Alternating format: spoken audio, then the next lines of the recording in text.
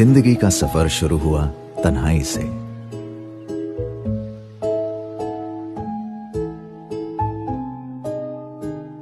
जल्द ही रास्ते में कोई मिला और फिर मिले कदमों से कदम।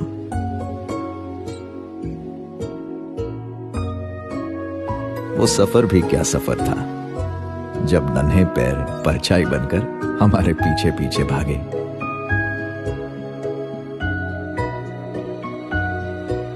पता ही नहीं चला कब वो इतने बड़े हो गए कि अपनी राह चुनकर बस चल पड़े।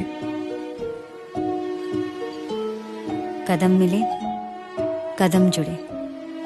हमने सोचा हम अकेले रह गए, पर फिर मुड़कर देखा तो पाया कि कोई था, कोई अपनों से भी अपना, जो ना था बहुत पास ना ही बहुत दूर, पर था वो हमारे साथ हर कदम पर, शुरुआत से अंत तक। कोटक लाइफ इंश्योरेंस, कोई है हमेशा।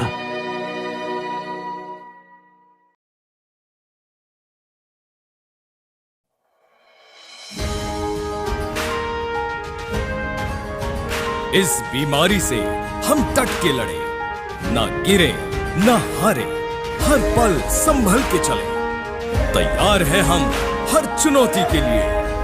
आओ मिलकर ये कहें, बदलेंगे हम तो जीतेंगे हम, अब हर मुश्किल we will overcome। जमाना बदल रहा है, बदलना हमें है, हर एक मंजिल जीतना हमें है। फ्यूचर करेंगे सेव अपने हाथों से, अब खुल के सपने देखो, प्रॉमिस करो बुलंद, बदलेंगे हम तो जीतेंगे हम, अब हर मुश्किल we will overcome। बदलेंगे हम तो जीतेंगे हम, अब हर मुश्किल we will overcome। आओ अब बनाए बेहतर कल, we will make sure खुशियाँ होगी हर पल, हर मोड़ पे संग हम हैं हमेशा, हर प्रॉब्लम को है बस ये कहना। बदलेंगे हम तो जीतेंगे हम, अब हर मुश्किल we will overcome। बदलेंगे हम तो जीतेंगे हम, अब हर मुश्किल we will overcome।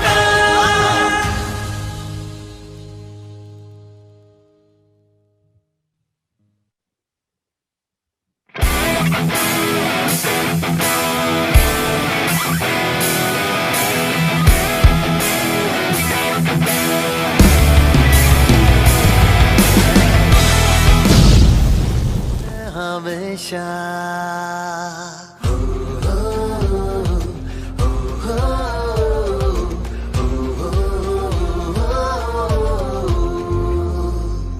बदलाव का मौसम आया है, नई उमंगे लाया है। एक कदम उठा था कल, आज और एक कदम बढ़ाया है।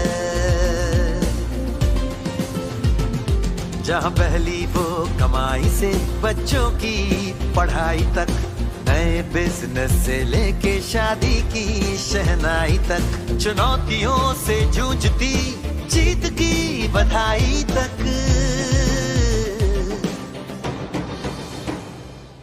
Here with you, for you to hold you, be beside you, हम हैं हमेशा। Here with you, for you to hold you, be beside you, हम हैं हमेशा।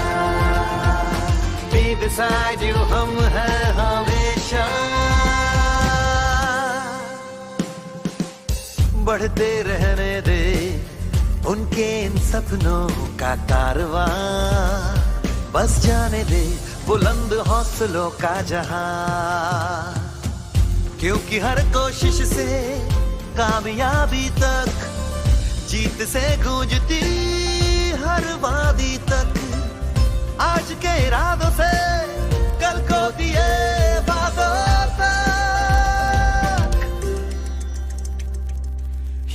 with you, for you to hold you, be beside you, hum hai hamesha. Here with you, for you to hold you, be beside you, hum hai hamesha. Be beside you, hum hai hamesha. जब ढूंढते हो वो मंजिल जो मिल जाए हर मोड़ पर, कदम बढ़ेंगे गर्व से, खुशियां होंगी हर छोर पर। क्योंकि हर जिम्मेदारी से उसकी तैयारी तक, आज उनसे और कल उनकी पीढ़ी तक, आज है कल है हमेशा। Here with you, for you to hold you, be beside you, hum hai hamesha. Here with you, for you to hold you, be beside you, hum hai hamesha. Here with you, for you to hold you, be beside you, hum hai hamesha.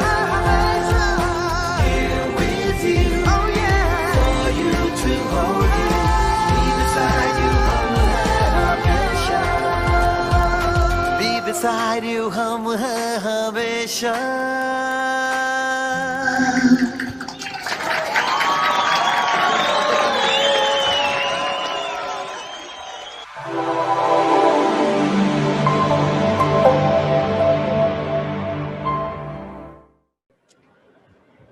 Our vision at Kotak Life is to become India's best life insurance company, and ensuring we provide a diverse, equitable, and inclusive workplace for all our employees is a commitment that we take very seriously. We understand that this is a journey on the spectrum of time as we go about doing this, and we've begun our journey on this timeline to help each and every one of our employees of this organization understand what roles that each of them will play in driving diversity and creating an inclusive culture.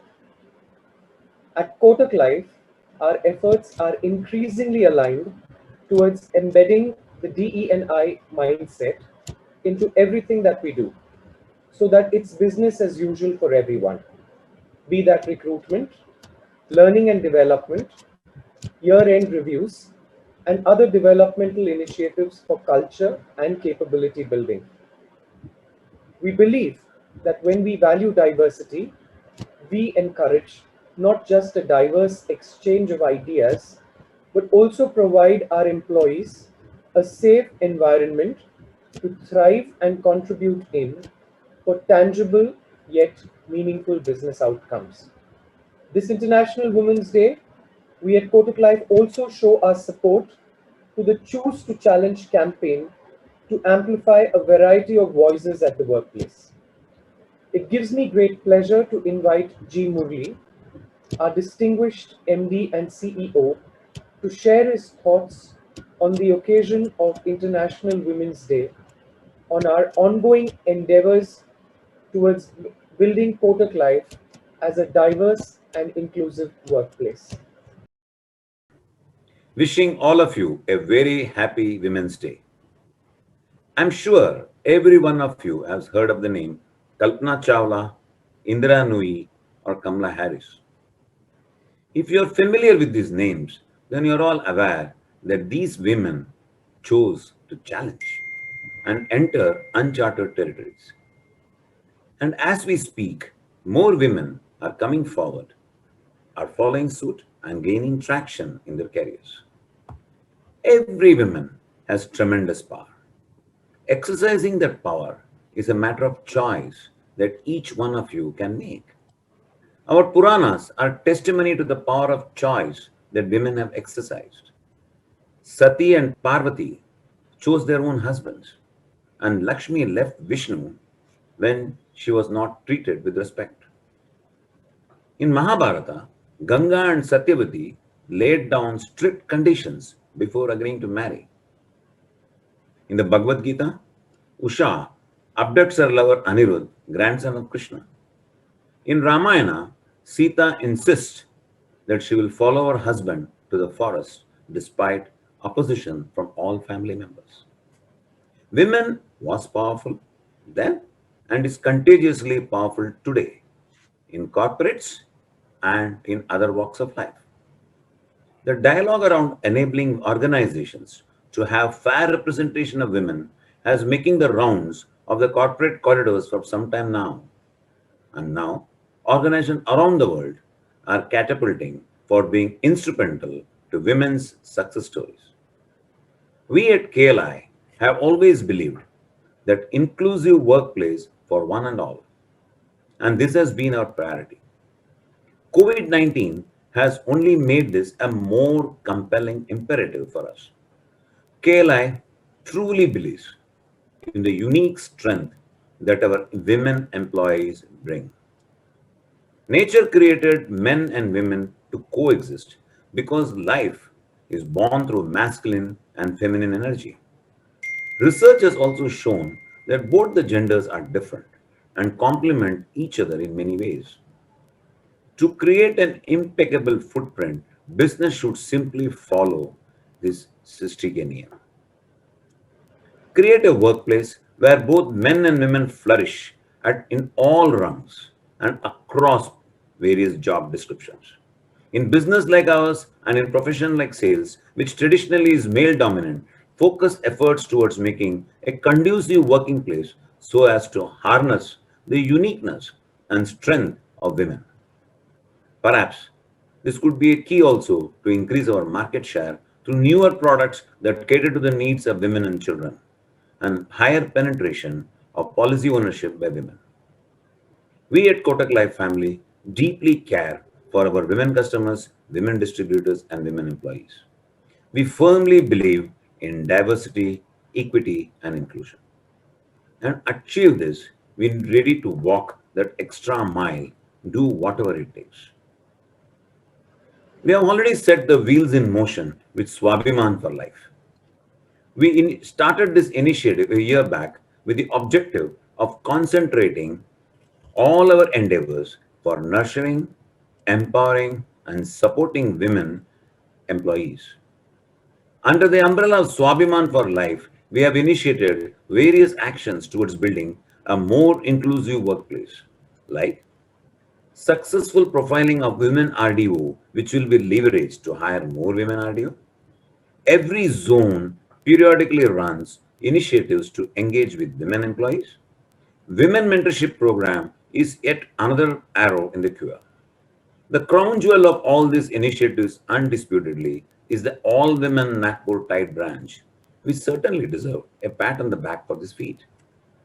And at last, but not the least, I am delighted to launch this forum, Woman Ki Baat. This forum aims to inspire each one of you to write your own glorious success stories, instill pride amongst every KLite that every part of a truly inclusive workplace and thus impact not only the lives of our women employees, but also the society at large. Before I wrap up, I'll leave you with a few thoughts. Our action today will define our legacy tomorrow. Let's together make this legacy a glorious one. Let's be a workplace that each and every one of us can thrive in equally and each one of us is proud of. All of you know the vision of this company. The vision of this company is to build India's best insurance company. And I would like to harness women power from our employees, our distributors, and customers to participate in this journey of building India's best insurance company. Let's make women proud of building this great company. With that, let's have a look at this beautiful AV which summarizes our vision and efforts towards building a diverse and inclusive workplace. Thank you.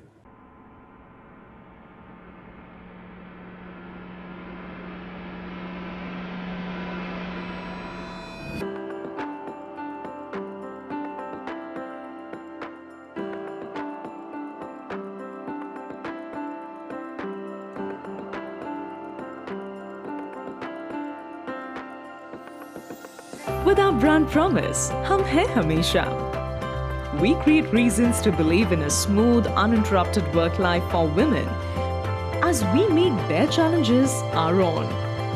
As part of our evolution with Badlenge Hum to Jeetenge Hum, we want our female forces to stand out.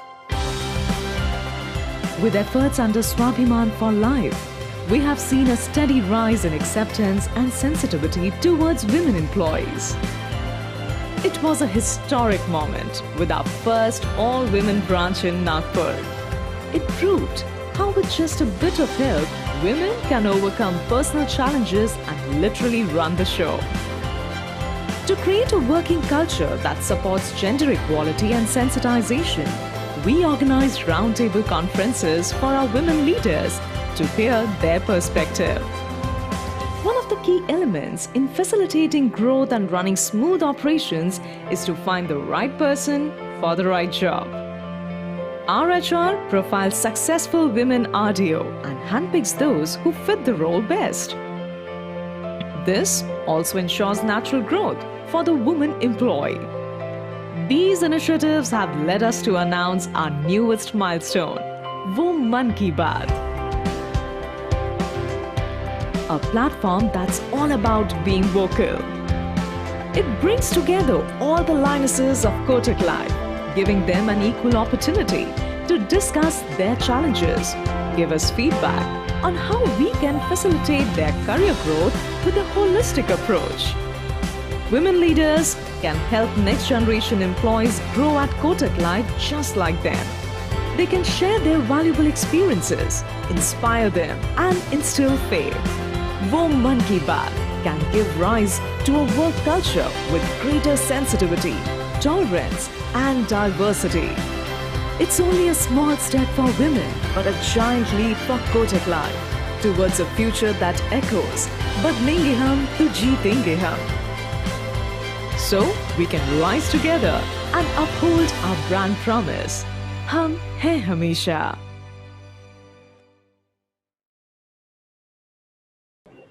Thank you for continuing to inspire us, Murli, by being the torchbearer at Kotak Life in driving diversity and inclusion as part of our work culture. Without further ado, I take pride now in inviting our distinguished guest, Shanti Ekambaram, Group President, Consumer Banking, Kotak Mahindra Bank, and Kirti Patil, Joint President and Chief Technology Officer, Kotak Life, as they take stage over a conversation on Wo Man Ki Baat, a key Kotak Life diversity initiative. Thank you, Mark. What a magnanimous vision Kotak Life is building for its women employees. Thank you, Murli, for that vision. On the occasion of this Women's Day, as we celebrate the theme of Choose to Challenge Worldwide, it's time to challenge any and every barrier on its face. It's time for we, the KLI women, to get together and support in each other's journey by sharing and listening to each other's Wo Man Ki Baat. I'm sure that a lot of you are probably wondering what exactly is Wo Man Ki Baat. Wo Man Ki Baat is a platform for sharing experiences, journeys, and perspectives of women leaders within and beyond Kotak Group. Through story sharing, it aims to build perspectives for making KLI an inclusive workplace. The program stands on three pillars: instill, inspire, and impact. Instill pride amongst KLItes as we build an inclusive work environment. Inspire women at KLI to write their own success stories, and impact and influence thoughts and actions of KLItes for building a women-friendly workplace. But Wo Man Ki Baat is more than just a program.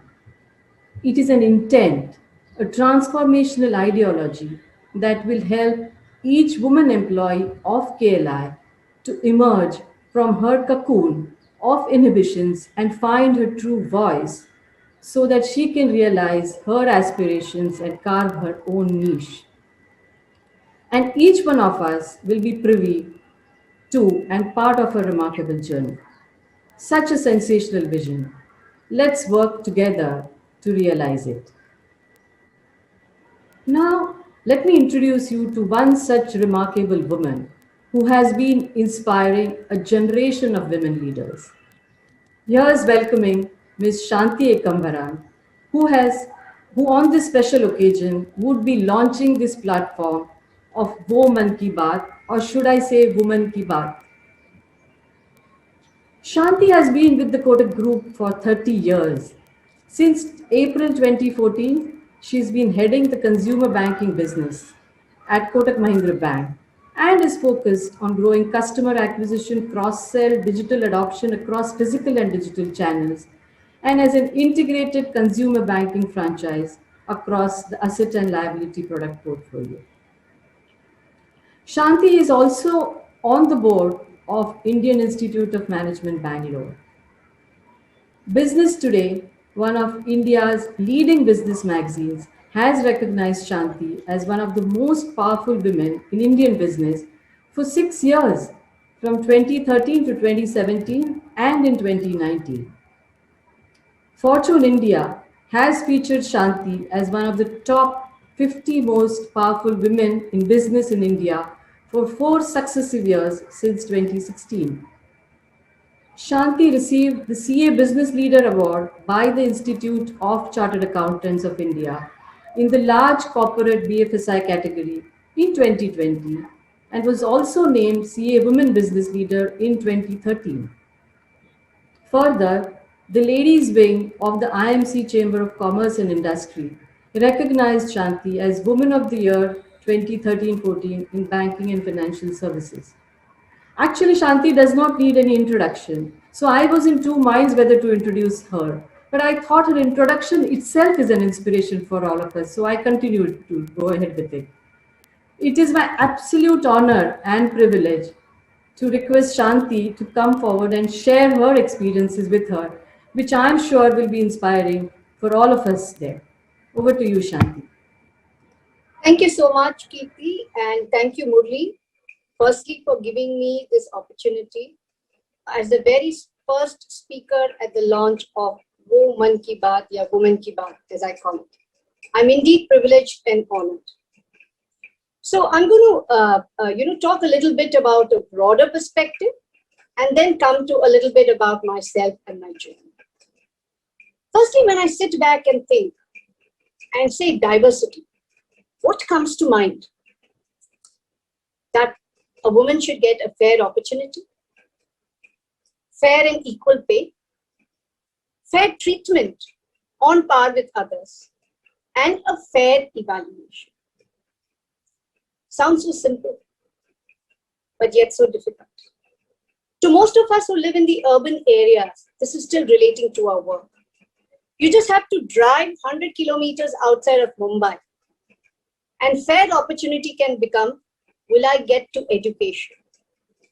In a family, it is a girl child that always gets the last priority for education if there isn't enough money going around.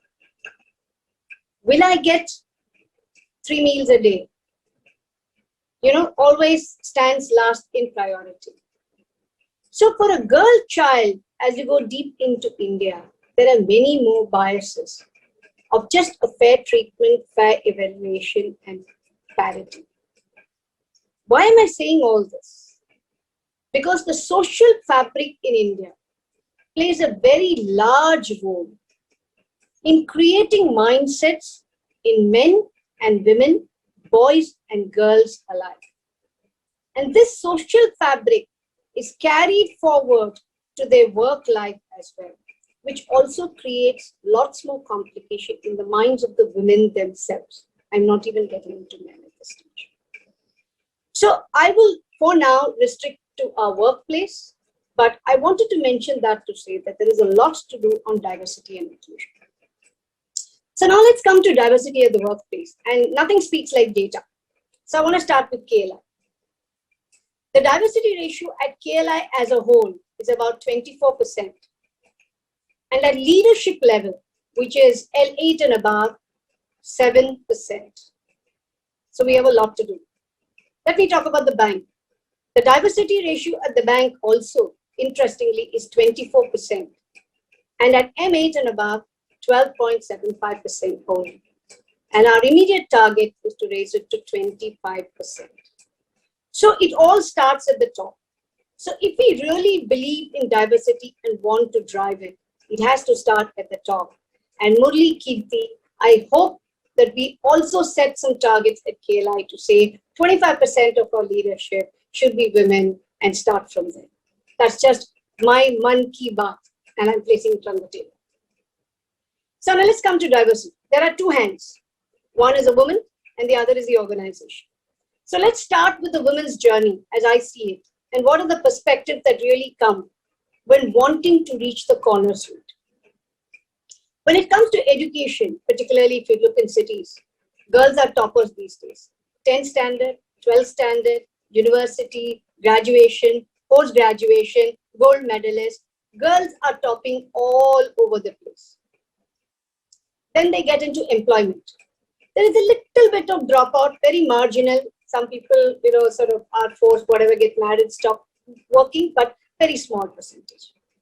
When they get into the workforce, the first 5 years are absolutely fine. You see them passionate, aggressive, taking up opportunities, trying to get advantage and learn as much as possible. Perfect so far. The next 5 years, small complication enters life. They get married. Some people drop off at this stage. Many people continue. The pace is there, but maybe a tad slow in some cases. What happens? The aspiration value maybe changes marginally. It's still okay. The next 5 years, kids come in. Now, this is a dramatic change in many women's life, and rightly so. A lot of dropout happens at this stage. Now, they are highly educated, highly competent, gold medalist women. But they drop off to look after the kids, which is a very noble thing, and I salute them. But we lose a valuable, workforce, and I'll come back to that. For those who continue, life is not the same because they have to juggle many things. When they are at home, they think about work. When they're at work, they think about their kid. And this is where we have to see how organizations help. But they enter what I call a comfort and a contentment zone. They want to manage home. They want to manage the office. Career takes a little bit of a backseat. And they say, let me get through this phase. Let me manage both. And the comfort factor and the contentment zone, what I call it, sets in. The next phase, the speed starts picking up. And thereafter, the next 10 years is really very good. But the percentage of women who reach that last 10 years is minuscule. We lose a lot of people in the intermediate 10 years phase between, marriage and a child growing up. And I call it the midlife syndrome, which effectively women have to get out of it, have to do a number of things. And I'm talking about the women themselves before I come to the organization. First and foremost, women have to aspire more. I find aspiration itself lacking at a certain phase in life. Second, they have to get out of their comfort zone. If you want to be successful, you have to get into discomforted zone. But it's not a bad thing in life. I'm having a little bit of everything. Who wants to take the pressure of a corner? Third, contentment. You're happy and contented.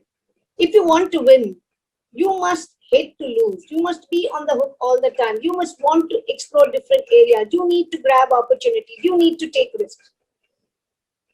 So women themselves draw themselves into a cocoon which then prevents them from exploring the broader aspects of life. So when I look at this whole package, what are the lessons that I learn? What are the lessons that I take away from this? It is in the hands of every woman if they want to succeed. And that first lesson is aspire, aspire, aspire. They get content easily, get out of the contentment zone. Confidence quotient. You know, women are very good, very competent, know everything, but they lack a little bit of confidence. If you are the only woman in a room of 20 men, it's not easy because 20 pairs of eyes are boring into you. But you need to raise your confidence quotient if you believe in what you're saying and yourself. And this is where organizations can provide help in terms of mentorship and training. It is not easy. Let me tell you, I have been through this myself, and I'll give you some examples of it. Yeah, no risk, no return, no pain, no gain. If you want to really grow in an organization and become successful, you have to ask for opportunities, grab the opportunities, do different things, do discomforting things, prove yourself, work hard. Okay? And let me tell you, there is nothing called superwomen. You know, in Indian mythology, they depict Shakti and Durga with 15 hands. And Indian woman typically is like that, with 10, 15 hands. But you know, in real life, that is all mythology.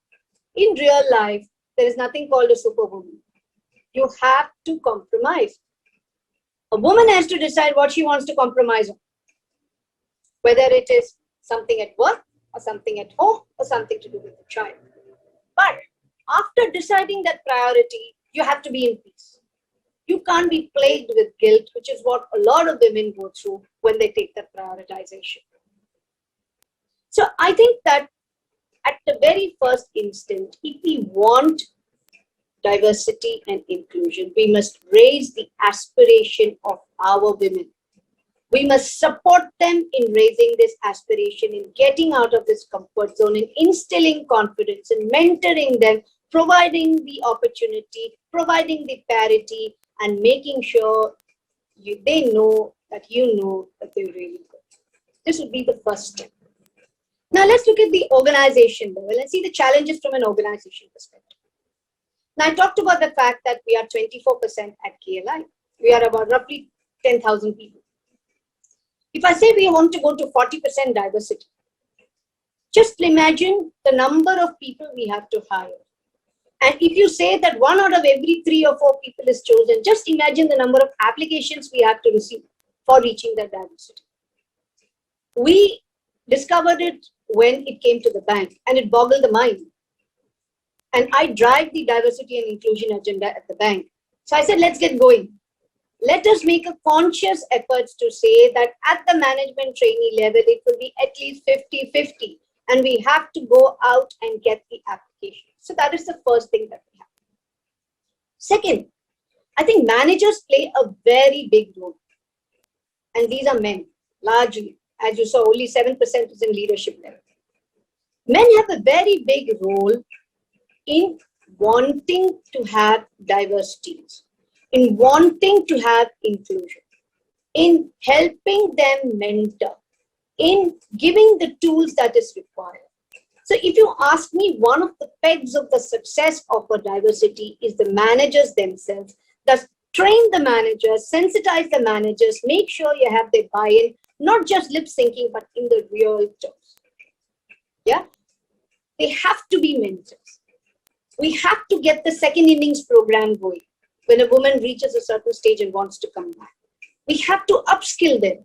So let's say they take a break of 5 years. They're damn good. They were one of your leading people, but after 5 years, in 5 years' time, things move very fast. Technology changes. So how do we, one, keep giving those inputs when they are on sabbatical or they're away, but when they come back, how do we see? COVID has given us a fantastic opportunity to increase the diversity ratio. I believe there is a huge talent bank out there of educated, competent women, but who cannot leave home, but who can work 6 hours a day. If we can harness the power of that women, we will have increased our diversity quotient, our efficiency, and at a very cost-effective manner, because they want to work only for 5-6 hours. How they are called gig workers, or whatever the new terminology is. How can we use this COVID situation to harness the power of this COVID? So I think leadership, starting right at the top, the board has to lay the vision. The CEO and the entire senior management team have to believe in it. Thereafter, cascade it to every level. A manager at her or his, whoever level, have to believe in it. and it has to go right down the organization. It is a cultural shift and a mindset shift, if done, will certainly promote. So now let me just come to, does it really matter? I mean, why are we talking about diversity? How does it matter? We need human resources. What if there is no women and it's all just men? Why? Because it's all about balance. You know, yin and yang in Chinese and ardhanarishwar in our Indian terminology brings about superpowers and the perfect balance. I think women bring a lot of different skills to the table. First and foremost, they are extremely high in EQ. When you are dealing with a large number of people, EQ is extremely important. Women are team players. They are solution orientation, very good at relationship management, hard work, committed, diverse skills. They can, handle 10 things at the same time. So the ability to be multifaceted and handling so many things at the same time is amazing. You just have to see them at work, kids, office, etc., etc., etc. Yeah.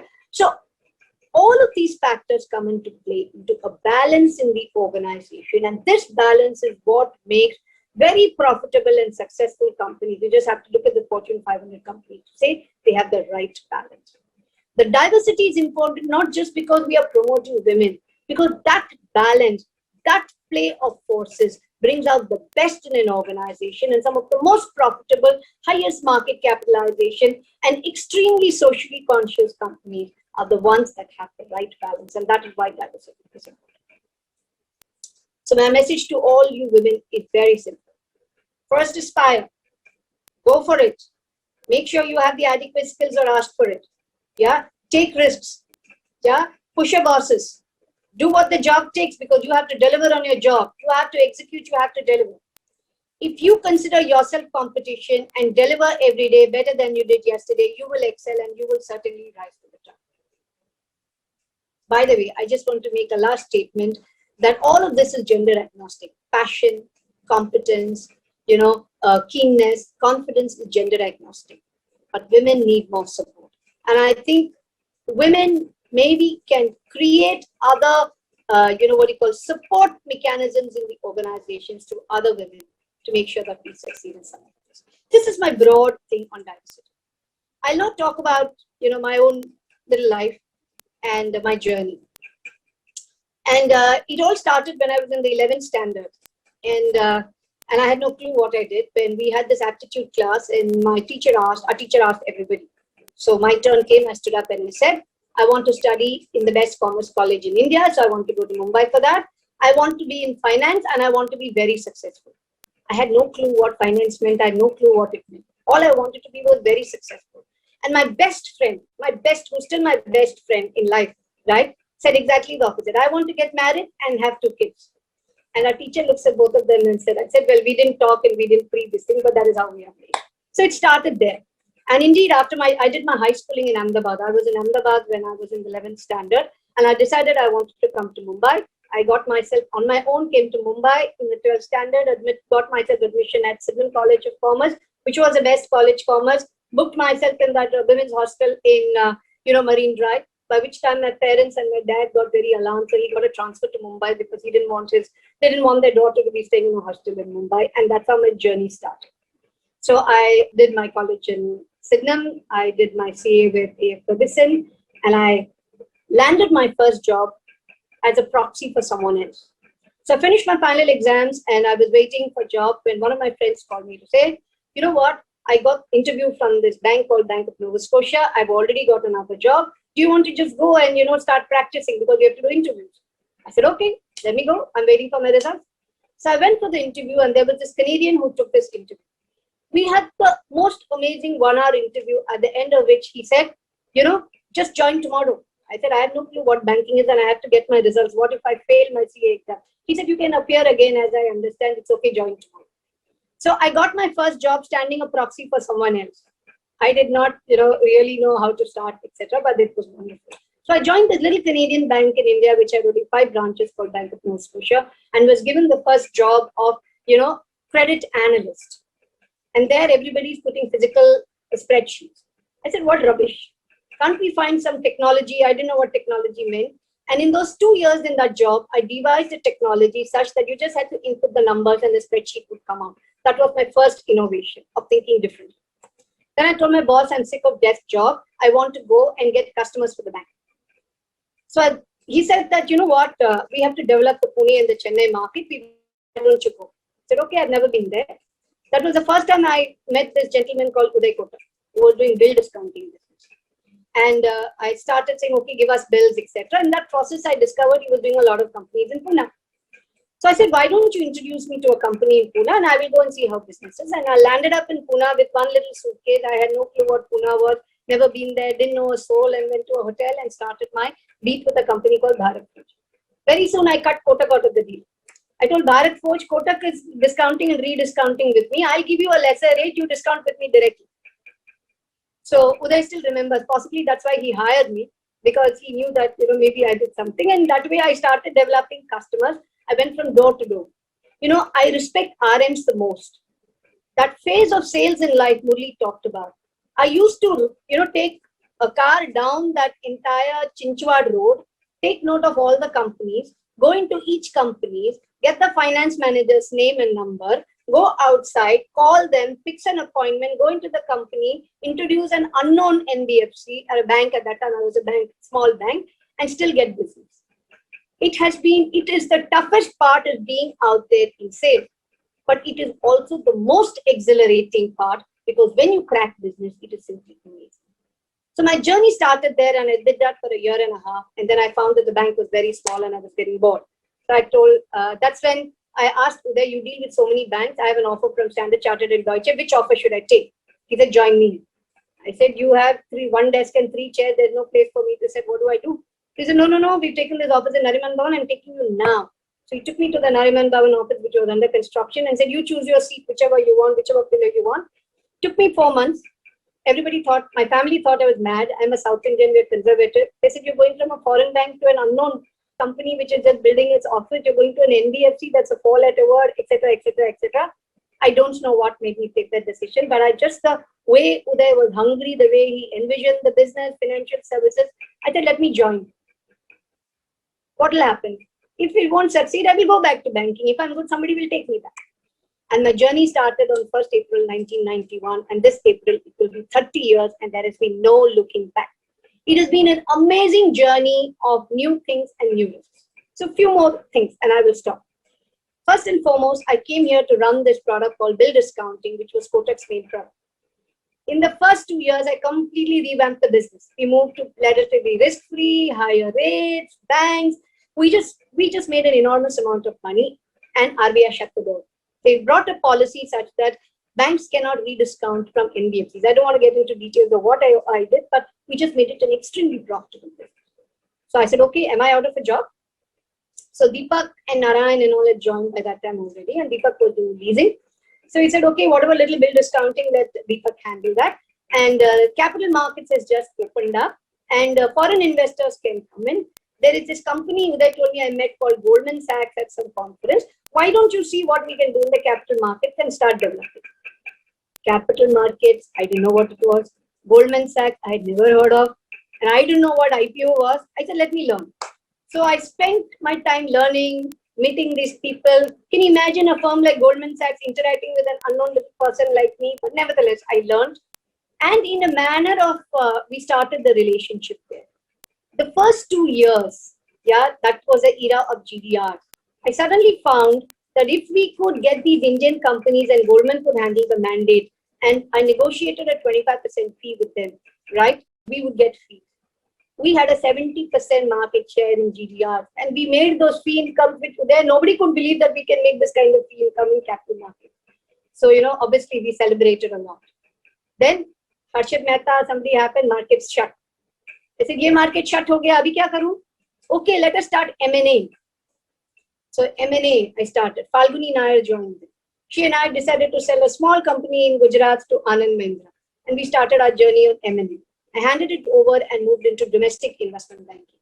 We had just started our IPO journey, and Kotak was number 13, and everybody would transfer. I said, let's start by developing relationship on the top corporates. I used to then start calling on the Tatas, Birlas, ONGC, IOC. Everywhere I went, they would shut the door on my face. They said, no entity, non-entity, you guys are not even nothing, etc., etc. And they just used to shut the door on it. We said, no, we must not give up. Godrej gave us the first opportunity. After that, whatever learning I had with Goldman Sachs, I put it to use. And we changed the face of our investment banking. I handled fixed income for a year. In 1997, Uday gave me the job of the CEO of the investment bank. We were number 13. In 2000 January, we moved to number 1 slot with that huge software IPO. By changing the way capital markets operated, we rewrote the rules. We had a crack team, Chetan, myself, Jay Shankar, everybody. We changed the way business was done. We brought in global practices. We brought in book building. We made potloads of money in that time frame. And we completely revamped the capital market. And since then, Kotak has been number 1 in capital markets. 2002, they said, okay, now capital markets, we have got this license for a bank. Why don't you move and start building the wholesale bank?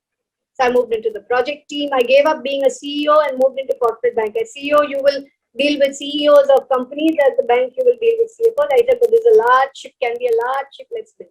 So I moved in and worked on the wholesale bank till 2014. We did a number of firsts, many firsts, okay, and built the businesses differently.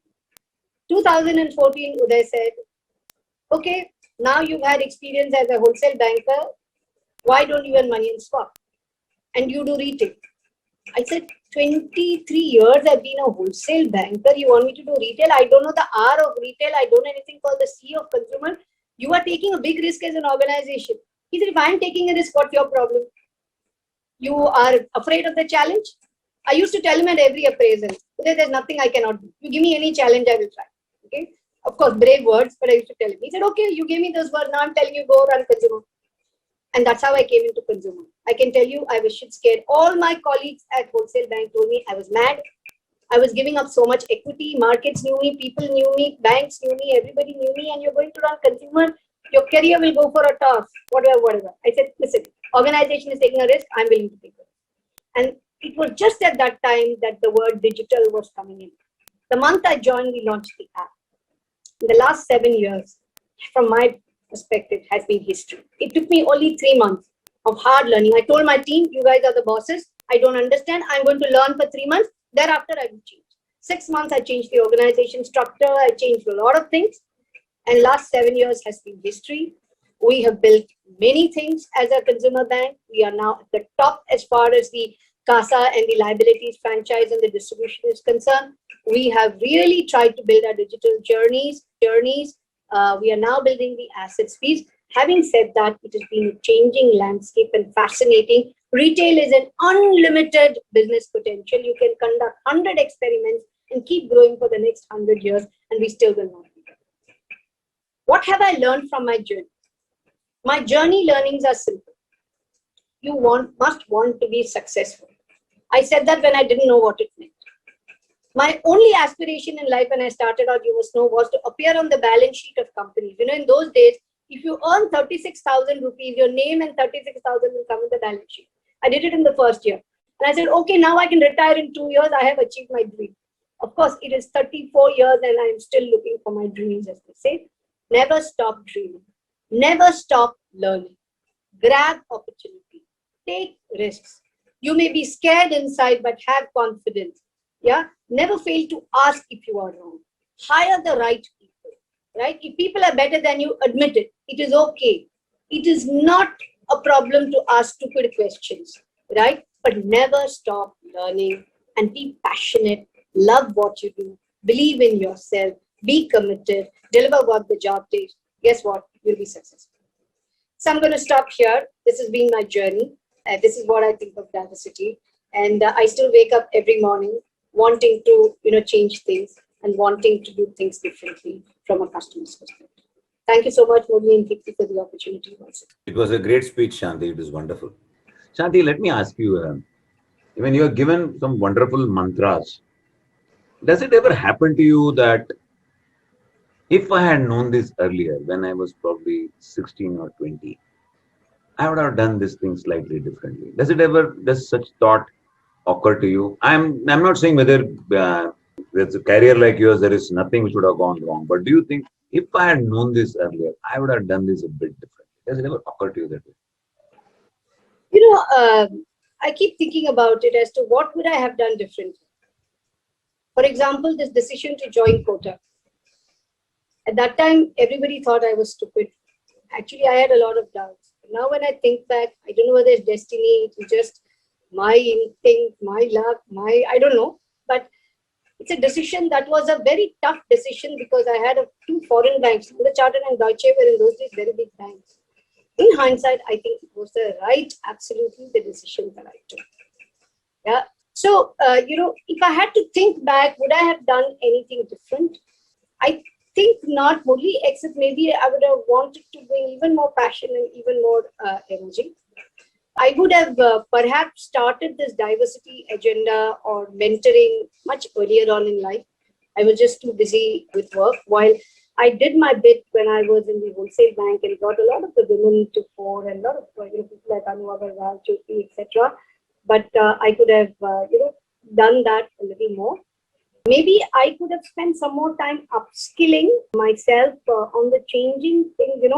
For example, it's very interesting. Maybe it's different. When I was in the wholesale bank, I did not know anything about the consumer side. I was a blank thing. If you're in, let's say, a group management council kind of thing, I knew very little about the other half of the bank. I should have taken efforts to see how I can build synergy pipes. I started interacting with you after I came to the consumer side, and you know what kind of synergies we had. Now you have a lot of synergies with the wholesale bank. Maybe I could have brought it when I was there, right? If I had interacted. So I think it's more from my own personal learning, accreditation, some of these programs. But I would not. I've been crazily risky. I've done some crazy risk taking right through my career. I've done some 6-7 different jobs in Kotak. I don't know how many people have taken this risk, but I would still take those risks because it's been a massive learning, and each learning has taught me so many different. So that's all. That's an interesting. That leads me to another question, Shanti. When you took us through your story, you took us through a lot of challenging things like going to Pune, starting something on your own, going to Pune branches and walking into Bharat Forge. I also knocked some of these companies. It's not very easy to go to finance managers and knock their doors. With so many new assignments, obviously you were confident about yourself, but one always has a slight knot in their stomach when something big has to be done. So can you tell me in your life, when are the times you have been a bit afraid that, oh my God, this is important to me? Has it ever, and I believe that tightness is important for you to do very well, because then you bring that the best in you. So which are those 2 or 3 which really comes to your mind that you had a slight thought in your mind? So I have a few examples, but I'll talk about one of them, which I can never forget in my life. CII used to have these national conferences where they invite all big leaders to talk, etc. And there was one such conference where Uday Kotak was to talk. I think last 4 days or something like that, something happened and he had to travel. He just couldn't avoid. So he said that I can't make it. So they said, no, can you recommend a speaker? And he recommended my name. And he said, yeah, and they said yes. You can't imagine the panic I went through. Mr. Risesha Sai, who was the Ashok Leyland CEO on the dais, you had 5 CEOs and you had the 6th one, which was Uday. He stepped down and I had to take his place and go deliver a speech at CII National Conference, which had 500 people attending. You can't imagine the panic I went into. He said, sorry, I've committed. They said, yes, you have to go. Figure out. And it was a discussion on some fixed income and change in future innovation market, etc., etc. And I can't tell you how scared I was. Then I said, listen, maybe this is an opportunity for me to really see if I'm good or bad. Yeah. So what I did, the first thing was I prepared on the subject.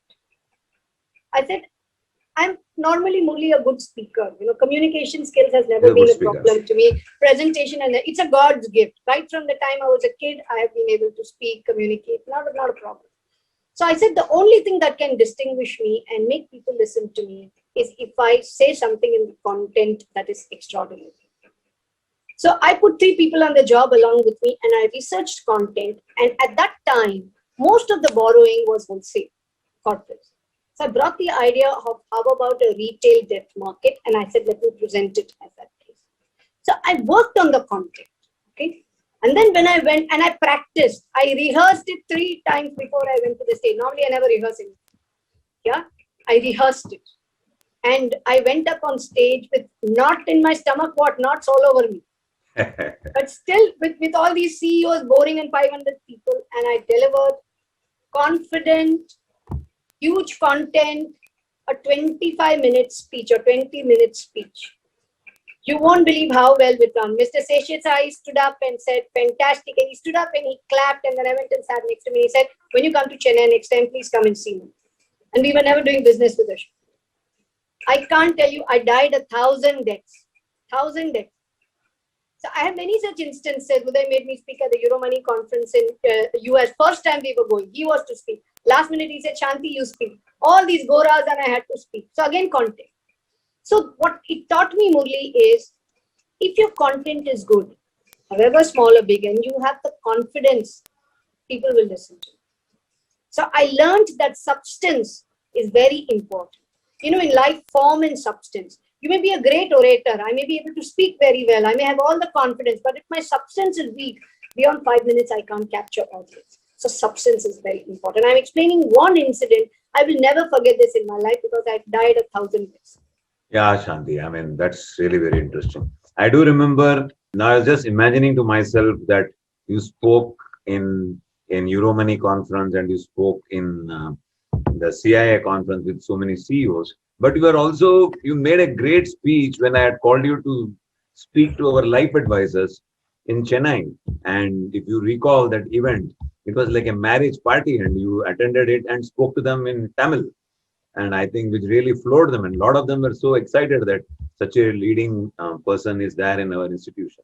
And it was impromptu, mind you. You didn't give me time for content or thinking. I just had to say what came to my mind. Shanti, I knew you well. I knew you don't need time.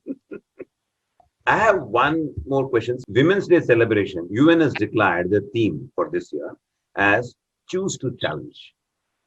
Choose to challenge. Choose to challenge.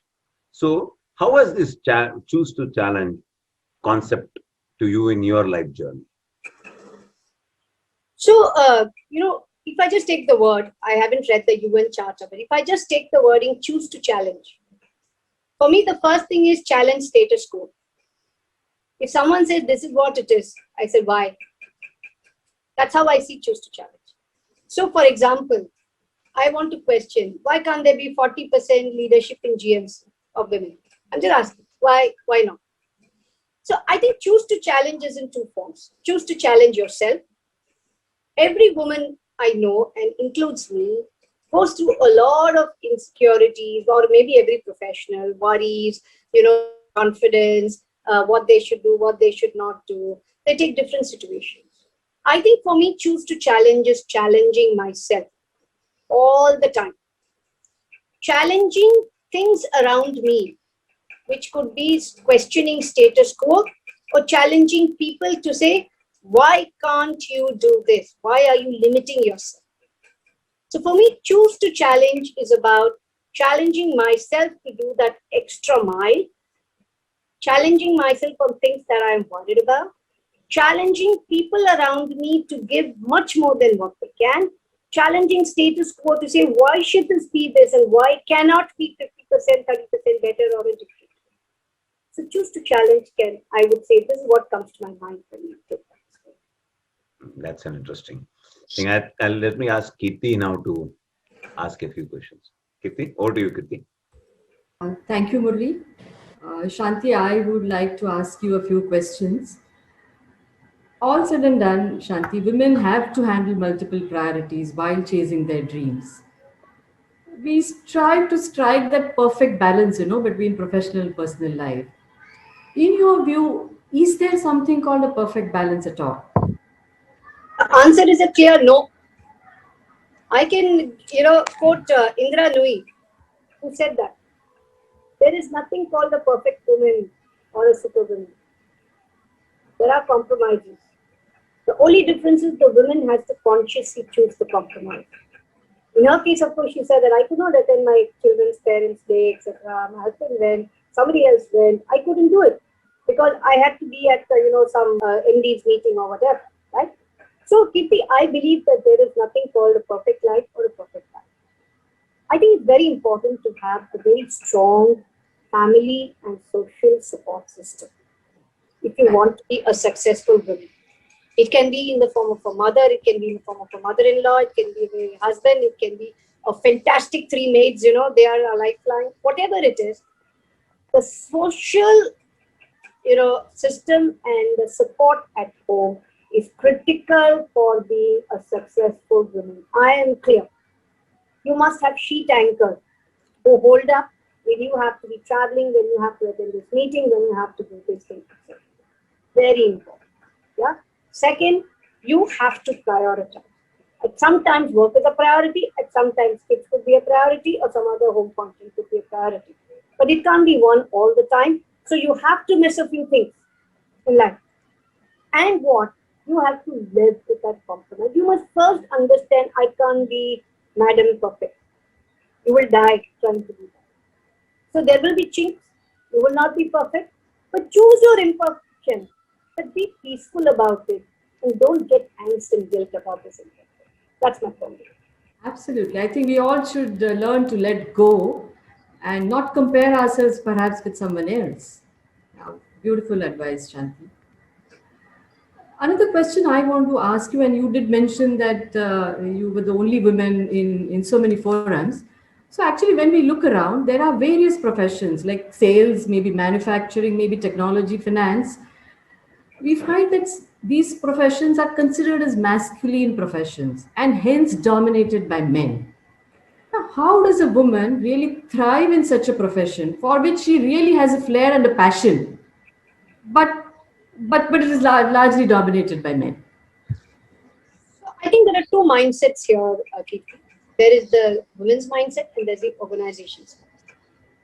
And I'll take an example of my friend and colleague 30 years ago, who started a career and joined Colgate Palmolive and one joined the Hindustan Lever while I went to the finance profession. The first 18 months they spent in villages. Both these are FMCG organizations who give the sales experience in villages and rural areas for these two women. They spent 18 months. And these days you have a lot of good facilities, hotels, even in tier 2, tier 3, tier 4, tier 6. And in those days there was no such thing. Yeah? Yeah. They made sure that they were safe, but they had to go through the experience. They made sure that they had the right support if they wanted to come out of it. So both of them did their 24 months, and both of them came out of it learning so much that they made their way up to senior levels in that organization. Here there were two mindsets at place. The women themselves saying, oh, I can't do this job and go into rural. I think they can do everything. The only factor to take care is safety. Okay? Safety and some basic comfort. Yeah, but that safety is a factor and basic comfort is important. The organization role to say, oh, sales, I can't send, what happens if this, something happens. So they have to put protocols around it. They have to make sure that they have those protocols work. For example, after 6:30, no going to anyone's house, etc. It has to be in public places. You have the transportation, somebody else accompanying you. Put those safety protocols, but make your women do it. Both have to change mindset if you want to make. I talked about my own experience. I'll give you this one more example. I talked about Pune. When I joined Kotak, we had to develop Gujarat. So Deepak and I landed up at Baroda. We didn't know anything in the city and we had some few people. So we said, okay, we want to develop all the large companies. So we threw a coin. We said, okay, I'll go left, you go right. So we both went 200 kilometers left and right. Called on every company in that and came back. I traveled 200 kilometers in Gujarat without knowing anything. In some roads, there was not even a crow. But I was in a car and safety, etc. So mindset of both the organization and the women have to change. Particularly in sales, I think women will be extremely successful. I can tell you, I am at an advantage. I tell you my Pune experience. All bankers used to land up in Pune. All of the rest were guys. So when went to Bharat Forge, I certainly had an advantage that I could remember me out of the 6 bankers who landed. Because I was a woman. Right. Yeah. Sometimes you use these things, your advantage to say, usko yaad rahega ki because I was one in a sari out of the 5 in the 6 people, right? But I'm generally saying that mindsets of both have to change. We have to experiment, give them the opportunity. But a woman comes with certain other protocols that the organization must be draconian about and make sure it is, input. For example, our arms, sales, bottom of the pyramid, We have a lot of women, but we have put rules in the ground, and if any of them, violate that, people draconian about it. You will not after 6:30 go to anyone's house or a building where they're saying, "Come home, I will open an account." No. So I think it's about mindsets. And I think if the challenge is bigger, then the fruits are sweeter. Yes. Yeah. So we look up to you as an inspiration, Shanti, and I'm sure all the women colleagues who are here today also are looking up to you as an inspiration. But I would like to know who has been your biggest source of inspiration in your life journey and why? Okay, the first and foremost has been my mother. The reason is, I could not have succeeded but for my parents. My father encouraged me to study and get educated and not worry about what everybody else was saying in the relative. My mother was very clear. My father had a transferable job in the government. She said, my daughters, we are two sisters, will go to convent school. They will not go to central government school, which was very easy in the government because you have automatic admission. She was the first graduate at her time, etc. And she said they will study, they will get educated, they will do the job, and they will do what they want. I'm here to support. So my biggest inspiration has been my mother and my parents, of course, without whom my sheet anchor is home, without which my dad is no more, but without whom I couldn't have succeeded. When I looked around in the professional life and people asked me this question, when I was young, in the 11th and 12th standard, Indira Gandhi used to be said, what a strong woman. I want to be a strong woman. Margaret Thatcher. Yeah. I used to look upon saying the inspiration to me is to be a strong woman. And that's where it ends. I can say bulk of my career has been focused and my inspiration has been the team around me. You just have to look around the top management team. Outstanding team. We all feed off each other, right? So they are all self-mentors. We are all mentored to each other. But the team works together and they are just simply amazing. Middle-class people with no airs and gases, simple, down-to-earth, amazing team. And that's what has kept me inspired. That is a different one, Shanti. Everybody talks about a role model, but very few people talk about their team as being an inspiration. And that is wonderful. Wonderful. Because I have a statement I want to share with you. I've said this to the media many times. They said, who's your competition? I said, myself. I keep telling myself I have to beat myself every day. If I can do today 5% better than what I did yesterday, and I continue that, I will excel. Simple. Absolutely. So we are all social animals, right? And we have an innate need to belong to a place. So my question is, how can each one of us as women ensure that we create a workplace where every fellow woman feels belonged? What is your advice to all the women colleagues here? What do they need to do to help the other women? So,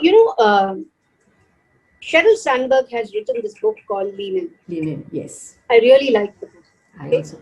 The reason is it talks about how women can create women concentric circles. Concentric circles are nothing but a team of women who are support to each other as well as support to other women.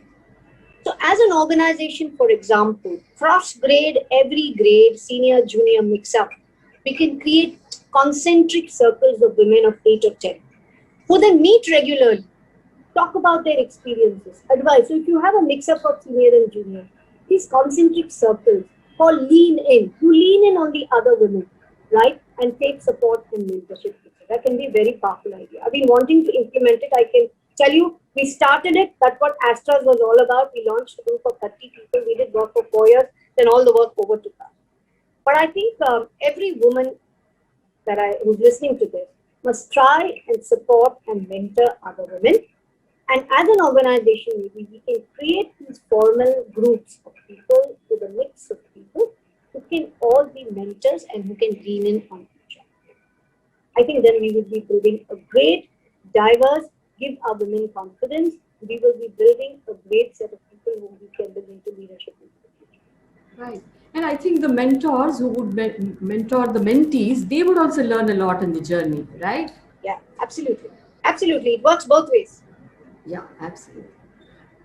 Shanti, my last question is, today as you look back at your entire journey, what really makes you feel happy and proud? I can tell you that small things make me happy. all these big awards that you talked about don't make me happy. It is because of the chair in which I sit in and not necessarily what I have done. Yeah. But small things make me happy.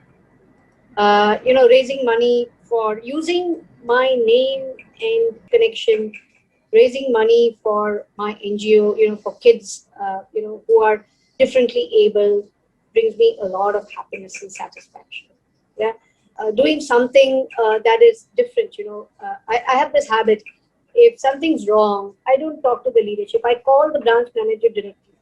They get flustered, but I try and explain to them why I'm calling them and how this is, etc. So I'm not able to do it very often. When I do that, and the happiness in their voice makes me very happy. To say, I wish I could do this more often and reach right to the end. Creating irritating customer and irritated or whatever I say, an angry customer into a happy one makes me happy. Yeah. And so I think that whether it's our team, whether it's our external doing something different, this is what makes me happy. Of course, achieving makes me very happy. When we succeed on something, I am on a high. Yeah, I hate to lose. In fact, I don't have sleep at night. If I lost a small mandate, I wouldn't sleep the whole night. People used to tell me, what's wrong with you? I said, no, how could we have lost it? So I hate to lose. So, but the winning also makes it bigger. Yeah, I think the small things, even the winning, which is a big thing, all that is, I think, keeps you going, and that is why you are where you are. Thank you, Shanti. Thank you so much for your time. When you were sharing your experiences, there were goosebumps on my body, and I'm sure all the women here are inspired, and I have learned a lot from what you said today. Aspire, and I would say that one shouldn't be ashamed to have an aspiration. Okay, that is my addition to the message, Shanti, that you have given. We should aspire and should not be content coming out of the comfort zone. Absolutely, that is what I have learned. And be confident, and you are so confident, Shanti. Really, thank you for giving us all these thoughts and sharing your experiences and knowledge with us. Your journey, I'm sure, will keep on inspiring us as we continue to scale as part of Women Ki Baat and otherwise also. Thank you very much. Thank you, Kirti, and Murli, thank you for giving me the opportunity. Delighted as always. Yeah, now I hand it over to Mark for the official vote of thanks. Always a pleasure to hear you speak, Shanti. Thank you so much for those words of inspiration.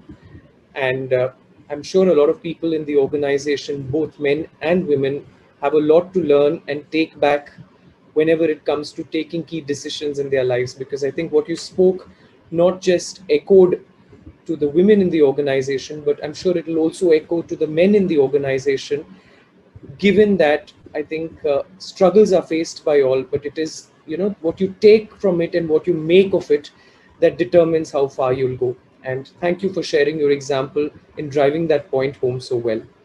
Also, thank you, Murli and Kirti, for being such affable hosts. It has been a pleasure to have you on as part of the Women Ki Baat initiative. Thank you.